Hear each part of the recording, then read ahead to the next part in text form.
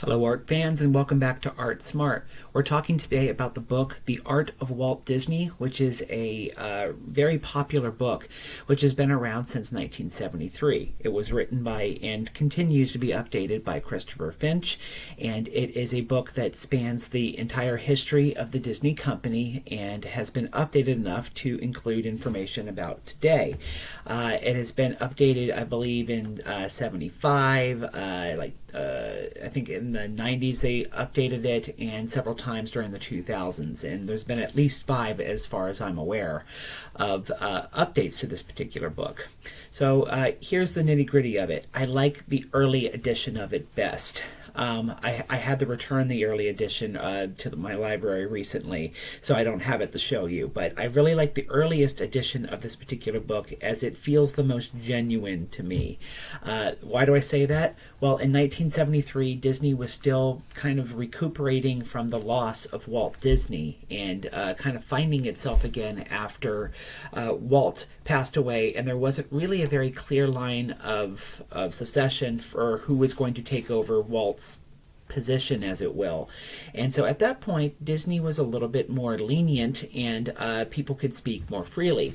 Recent editions of this book, though, at least in my opinion, have been a little bit glossed over, and they've definitely been pulling their punches a little bit, and it's reading more and more as if there's fear of upsetting Disney, if I'm just being perfectly honest with you. The information is good. A lot of the newer editions still have good information about Pixar. There's a foreword by John Lasseter, which is nice, and he's always a fun person to read or listen to. But in general, I feel that the old edition of the book that spanned the history of the Disney company and talked fairly frankly about how Disney worked through the process of developing their films and making their films, I think is one of the more insightful Disney books out there.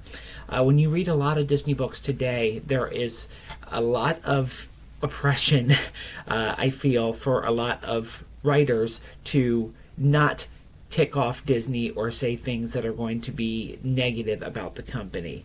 And I definitely feel this book and the later editions has had the same problem. There is a lot of great artwork. If you are somebody who's interested in watching the process of developing a Disney film, this is a good book to look at. Although I do feel, especially in the more recent films, things like layout and things like background design, things like that have been ignored a little bit. But in general, the book does have good art. It does give you some good insight. It just doesn't give you as much as I feel like it should. It's not quite as honest as I feel like it should be.